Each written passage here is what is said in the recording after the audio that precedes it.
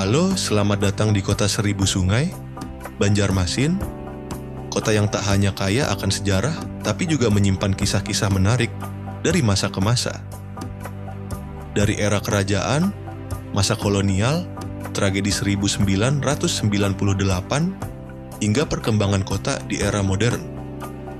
Mari kita menyelami perjalanan panjang Banjarmasin. Banjarmasin memiliki sejarah panjang yang berakar dari Kerajaan Banjar. Di balik kejayaan Banjarmasin, ada sosok yang menjadi kunci berdirinya Kesultanan Banjar. Dialah Sultan Suryansyah, raja pertama yang membawa Islam sebagai agama resmi di tanah Banjar. Kisahnya penuh dengan perjuangan, pengkhianatan, dan kebijaksanaan dalam membangun peradaban baru. Sebelum dikenal sebagai Sultan Suryansyah, ia bernama Pangeran Samudra, putra dari Maharaja Sukarama, Raja Kerajaan Negara Daha.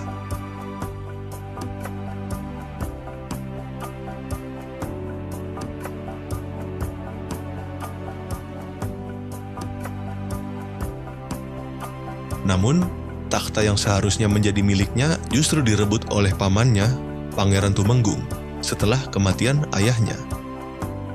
Dalam kondisi terancam, Pangeran Samudra melarikan diri ke daerah pesisir, mencari perlindungan dan dukungan. Dukungan dari suku-suku pesisir dan para pedagang yang melihat potensi kepemimpinan Pangeran Samudra membuatnya bangkit. Dengan bantuan Kesultanan Demak, ia melancarkan perang besar melawan pamannya. Perang ini berlangsung sengit di sepanjang Sungai Barito hingga akhirnya Pangeran Samudra berhasil merebut kembali takhta. Sebagai bentuk syukur, ia pun memeluk Islam dan bergelar Sultan Suryansyah, menjadikan Islam sebagai fondasi utama dalam pemerintahannya. Sultan Suryansyah tidak hanya membangun pemerintahan yang kokoh, tetapi juga memperkuat jaringan perdagangan di Kalimantan. Di bawah kepemimpinannya, Banjarmasin menjadi pusat perdagangan yang ramai, menghubungkan berbagai wilayah Nusantara.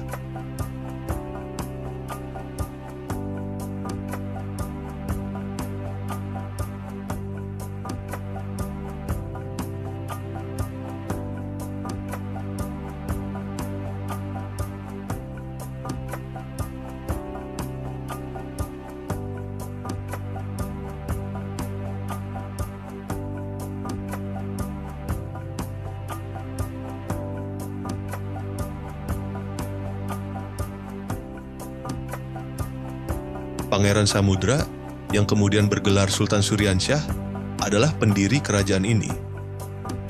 Ia memeluk Islam dan menjadikan agama ini sebagai identitas kerajaan Banjar. Tak hanya itu, jalur perdagangan Banjarmasin yang strategis menarik perhatian bangsa asing, termasuk Belanda. Rempah-rempah, emas, dan hasil bumi dari Kalimantan menjadi incaran VOC. Konflik pun tak terhindarkan hingga akhirnya Banjarmasin berada di bawah kendali kolonial.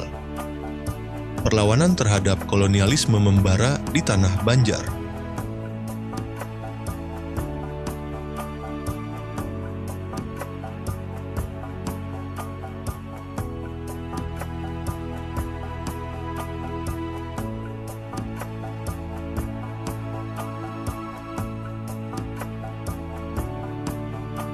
Dari seorang pangeran yang diasingkan menjadi sultan yang membangun peradaban, kisah Sultan Suryansyah adalah cerminan perjuangan dan kebijaksanaan.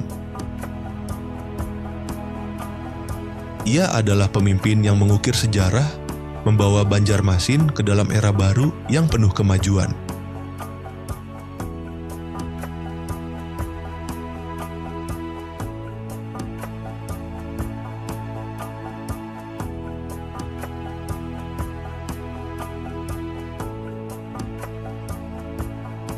Di tepian Sungai Kuin berdiri sebuah bangunan bersejarah yang menjadi saksi penyebaran Islam di tanah Banjar.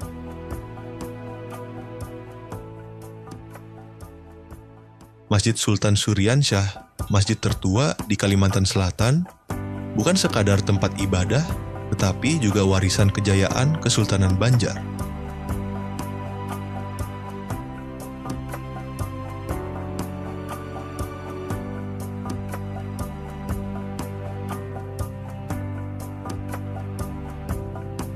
Masjid ini dibangun pada abad ke-16 oleh Sultan Suryansyah, raja pertama Kesultanan Banjar yang memeluk Islam.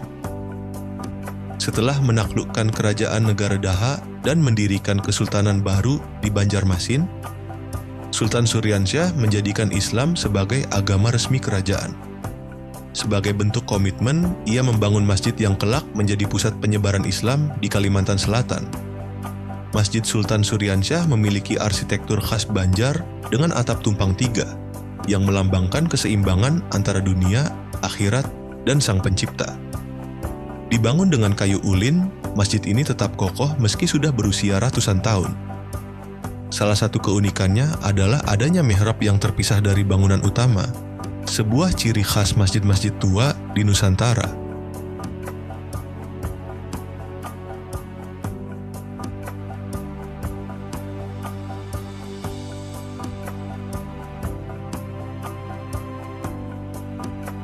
Sejak awal berdiri, masjid ini tidak hanya berfungsi sebagai tempat ibadah, tetapi juga sebagai pusat dakwah dan pemerintahan. Para ulama dan sultan berkumpul di sini untuk membahas strategi dalam menyebarkan Islam serta mengatur pemerintahan Kesultanan Banjar. Kini, Masjid Sultan Suryansyah masih menjadi tempat ibadah yang ramai dikunjungi, baik oleh warga sekitar maupun wisatawan. Masjid ini juga menjadi salah satu tujuan wisata religi yang menarik, menawarkan pengalaman spiritual sekaligus sejarah bagi siapa saja yang datang. Masjid Sultan Suryansyah bukan sekadar bangunan tua, tetapi simbol perjuangan Islam di tanah Banjar. Dari masa ke masa, masjid ini terus berdiri sebagai saksi sejarah, mengingatkan kita pada jejak peradaban Islam yang telah mengakar di Kalimantan Selatan. Sebuah warisan yang tak ternilai bagi generasi sekarang dan yang akan datang.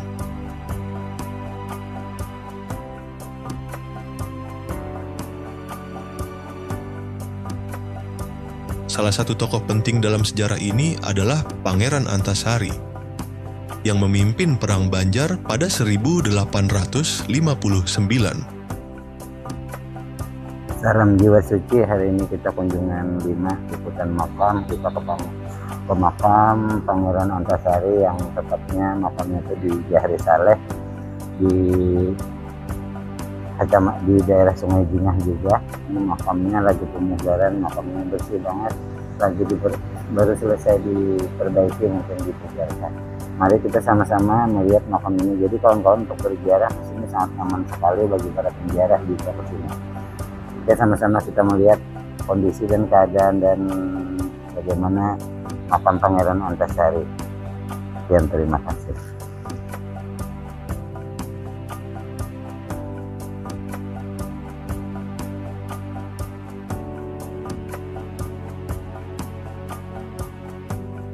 Dengan semangat juang yang tinggi, rakyat Banjar melawan penjajah dengan strategi gerilya di tengah belantara Kalimantan.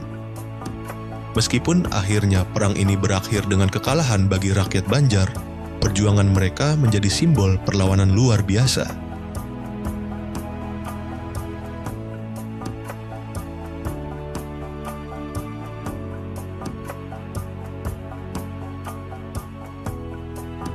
Jika ada satu nama yang selalu dikenang dalam sejarah perjuangan Banjar, maka itu adalah Pangeran Antasari.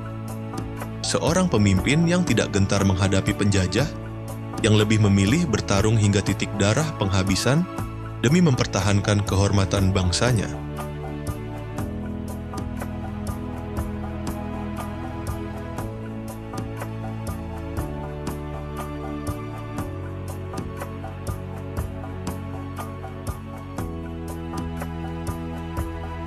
Pada pertengahan abad ke-19, Belanda mulai memperkuat cengkeramannya di Banjarmasin. Mereka ingin menguasai sumber daya alam yang melimpah, terutama emas dan hasil bumi lainnya. Namun, rakyat Banjar tidak tinggal diam. Pangeran Antasari bersama para bangsawan dan rakyatnya mengobarkan perang melawan penjajahan. Perang Banjar pecah pada tahun 1859. Pangeran Antasari menggunakan strategi gerilya memanfaatkan hutan lebat dan sungai-sungai Kalimantan sebagai medan perang. Ia memimpin serangan ke pos-pos Belanda, menghancurkan kapal-kapal mereka di Sungai Barito, dan terus mengobarkan semangat perlawanan di seluruh tanah Banjar. Ketika Belanda mencoba menawarkannya gelar dan jabatan tinggi agar ia menyerah, jawaban Pangeran Antasari sangat tegas. Haram manyarah, wajah sampai kaputing, yang berarti pantang menyerah, bertahan hingga akhir.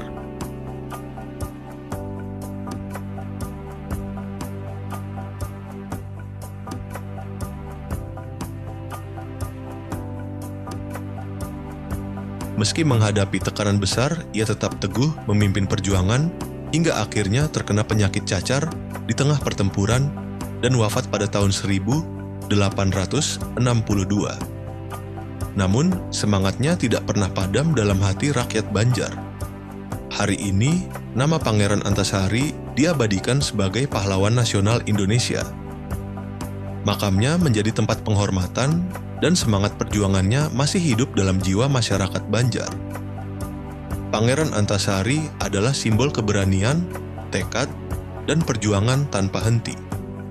Kisahnya mengajarkan kita bahwa perjuangan untuk keadilan dan kebebasan harus dilakukan dengan sepenuh hati, tanpa rasa takut. Ia bukan hanya milik Banjarmasin, tetapi juga bagian dari sejarah besar Indonesia. Dengan dua tokoh besar ini, kita bisa memahami bagaimana Banjarmasin terbentuk dari masa kerajaan hingga era perjuangan melawan penjajahan. Dua sosok ini bukan sekadar nama dalam buku sejarah, tetapi pilar yang membangun identitas masyarakat Banjar hingga hari ini.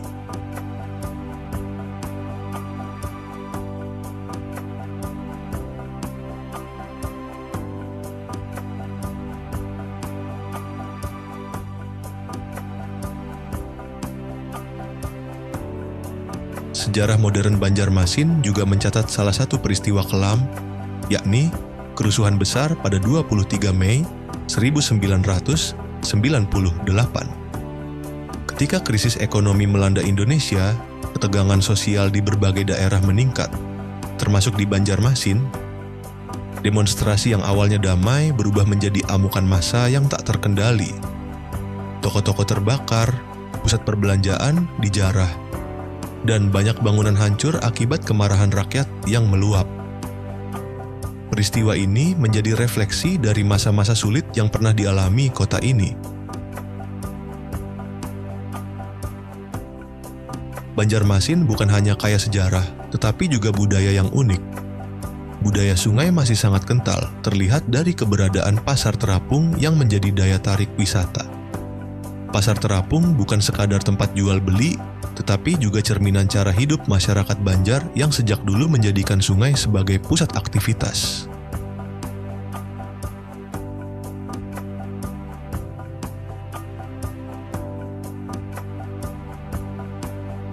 Dalam kesenian, ada Mamanda, seni teater tradisional yang masih bertahan hingga kini. Ngarannya Suto. Ayahanda wajir katu jubana. Jadi semalam ulun ka wadah Cilipak lawan calon laki ulun. Hai muda labastari, hai muda labastari. Sultan disebut. Cukup berkas Sultan. Musik panting juga menjadi bagian dari identitas Banjar dengan irama khas yang mengiringi berbagai acara adat.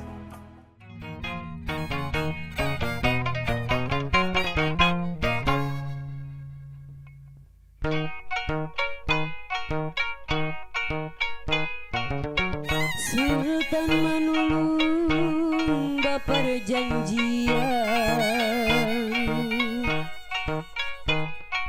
mun Banjar manang masuk Islam.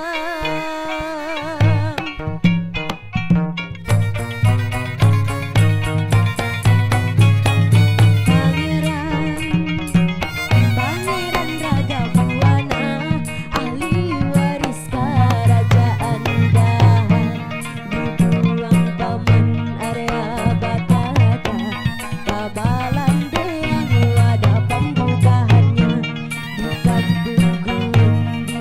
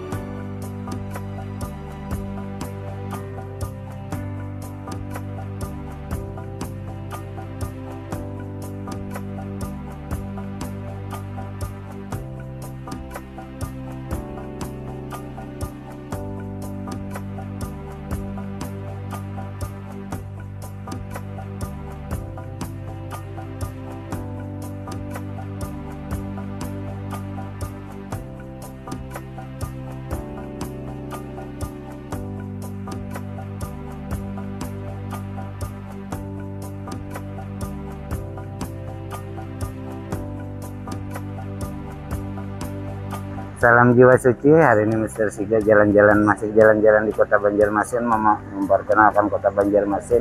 Ini dari sektor pasar Banjarmasin sangat berkembang sekali, dari sektor usaha rakyat dan lain sebagainya. Nah, marilah kita sama-sama melihat terus keindahan-keindahan dan kemajuan Kota Banjarmasin. Raja dari Mr. Siga, salam jiwa suci.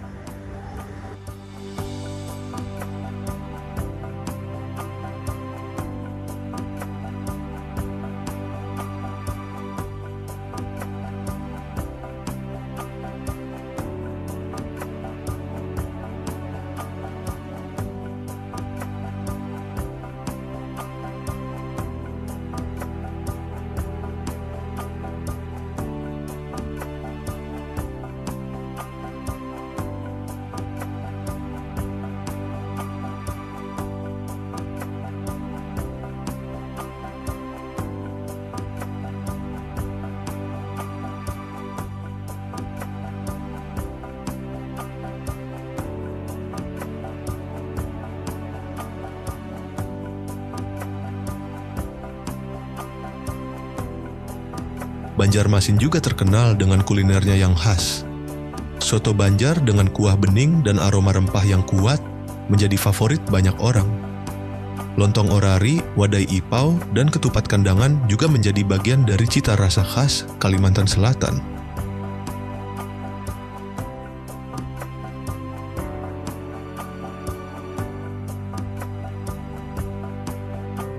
Kuliner Banjar bukan hanya soal rasa, tapi juga bagian dari warisan budaya yang terus dilestarikan.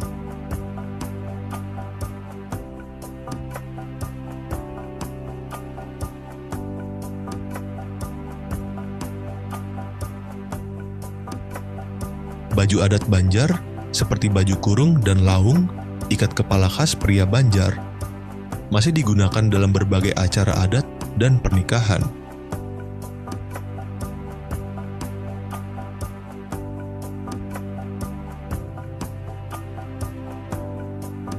Sementara itu, arsitektur rumah adat Banjar seperti rumah bubungan tinggi mencerminkan kearifan lokal dalam membangun rumah yang tahan terhadap lingkungan tropis dan banjir.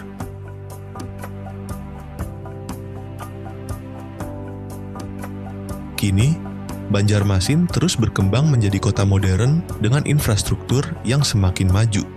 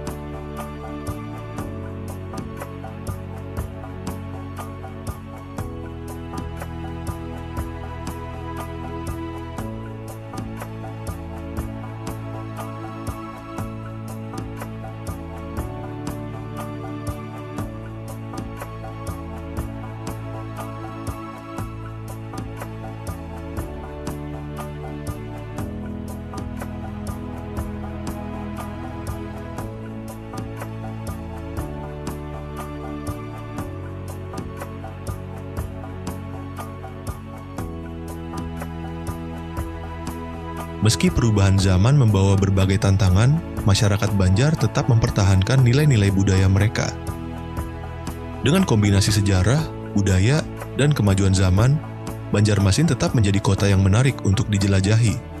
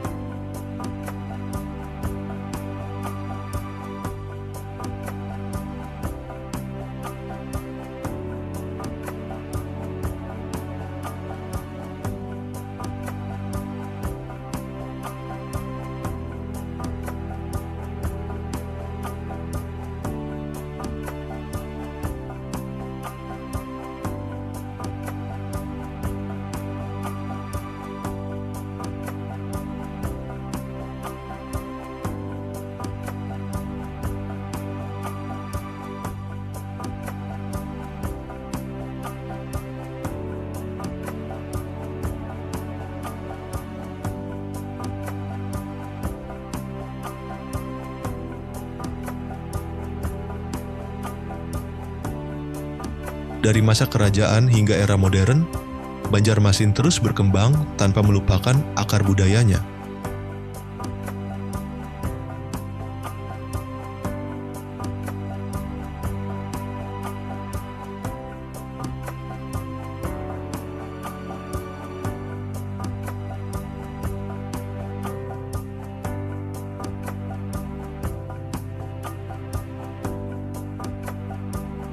Sejarah panjangnya menjadi pelajaran berharga bagi generasi mendatang. Semoga kisah ini bisa membawa kita lebih dekat dengan kota seribu sungai. Sampai jumpa di cerita berikutnya.